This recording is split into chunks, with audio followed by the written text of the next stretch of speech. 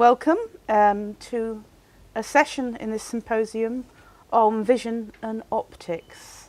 And it's apt because this morning we were looking at things, and if you think about it, only 1,000 years ago we have Ibn al-Haytham, who we'll be talking about this afternoon, who is now considered the parent of modern optics. And we have four excellent speakers. We have Professor El-Gomati of FSTC, we have Professor Zielinski, Professor Falco, and Dr. Malik. My name is Anne-Marie Brennan. I'm a trustee and board member of FSTC, and I'm a biologist, and I don't know much about optics, so I shall learn. And first up will be Professor El-Gomati. Well, good afternoon, everyone.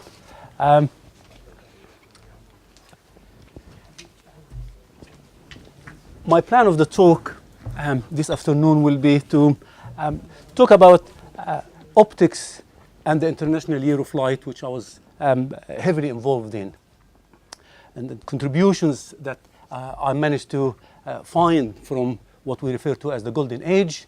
I will also start with the pinhole camera and then end with electron microscopy, something that I earn my living on.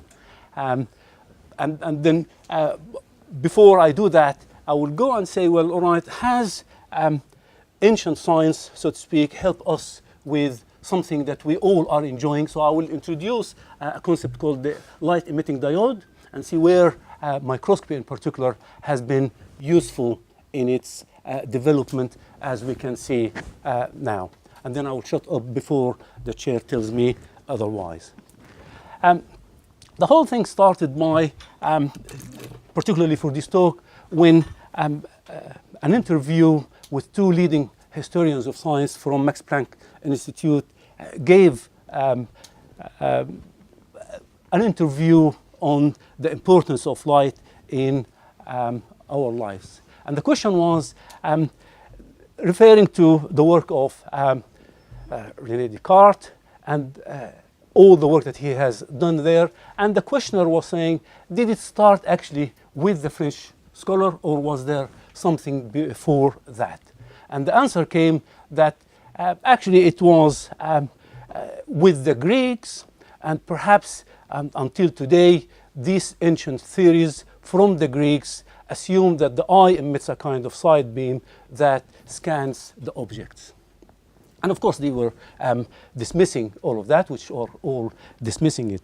But they continued on by saying that that work and the example of interacting with the side beams, the influence of this emission theory of sight continued into the early modern era, i.e.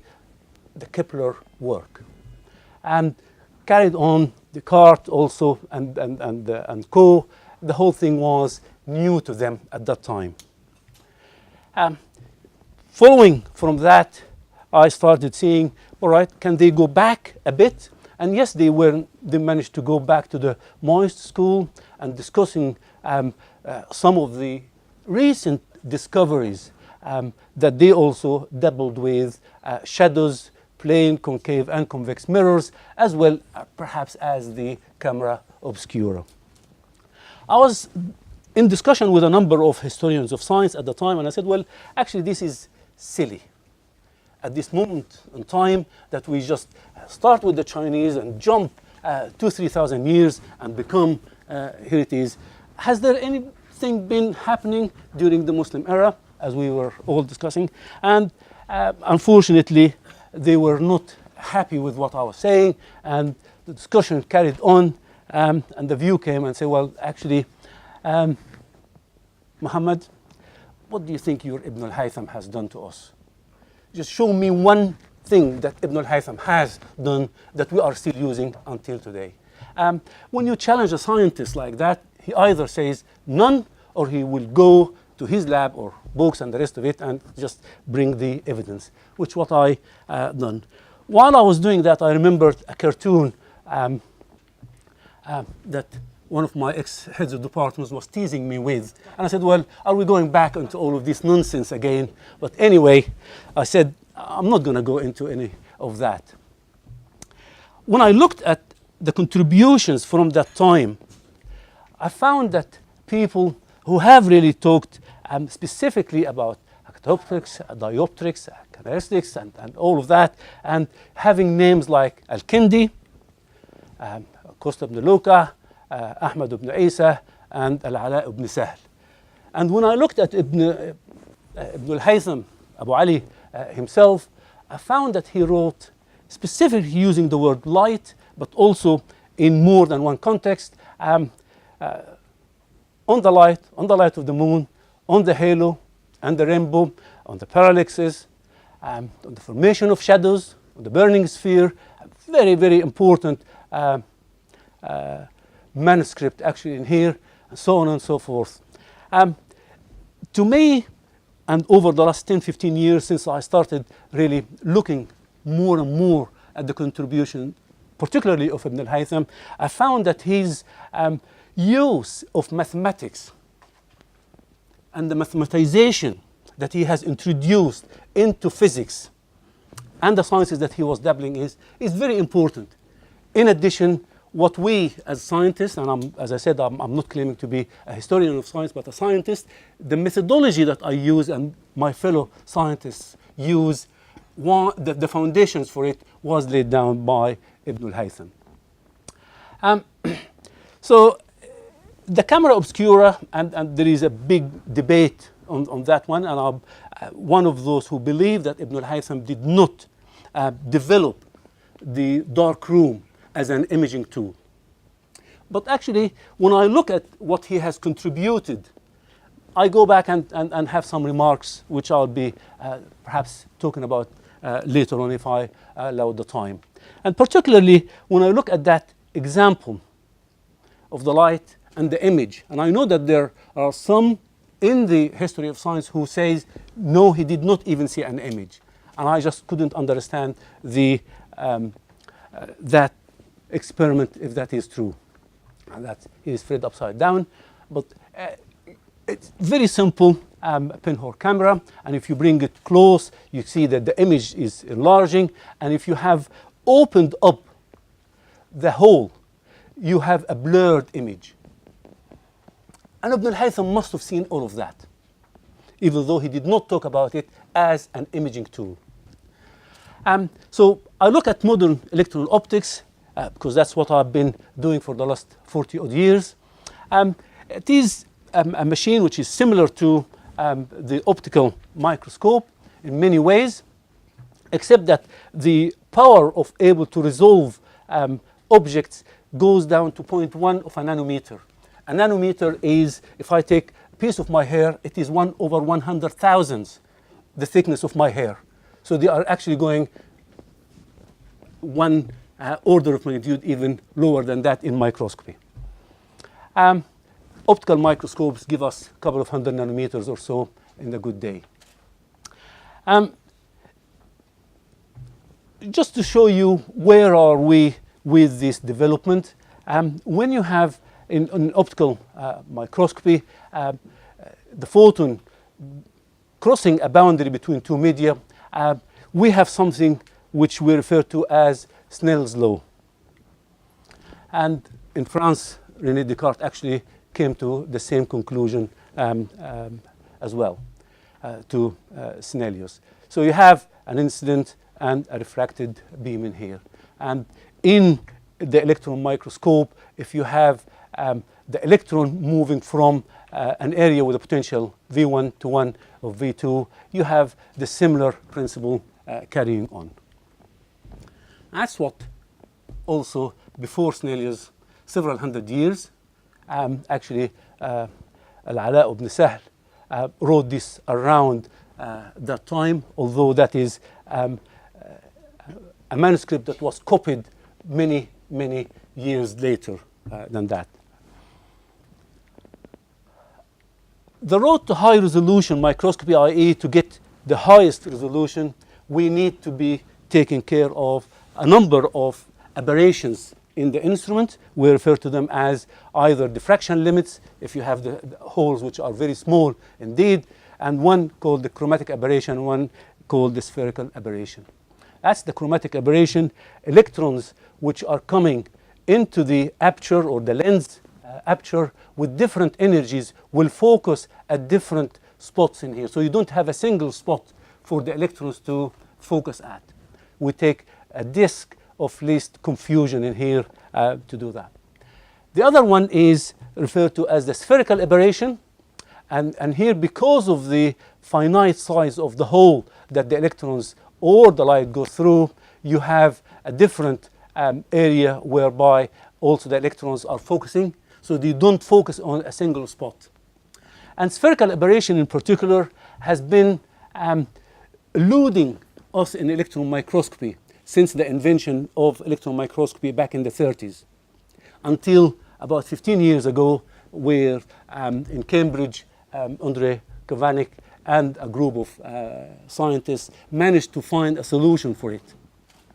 And that solution actually has shown us how small we can get in terms of the areas that we can resolve. Interestingly, it was a concept that first recognized and solved by Al-Hasan Ibn al-Haytham in his writings.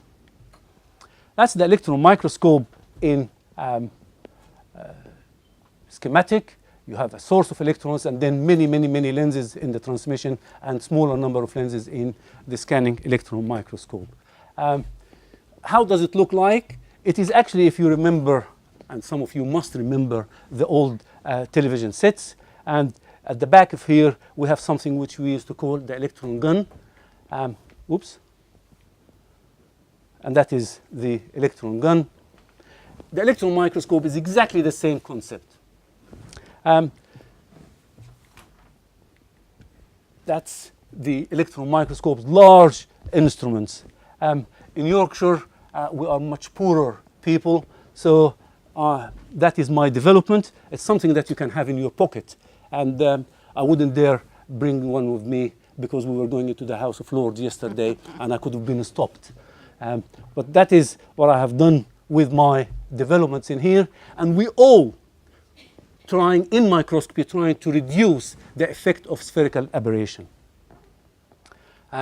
That's what low voltage microscopy, which I've been doing for the last 20 years, and actually many of the gadgets, the electronic gadgets that we are using today, most of the semiconductor industries are using this technology to find the difference between an area we call P-type semiconductor and an area we call N-type semiconductor, which I'll come back and talk about it in a second or two.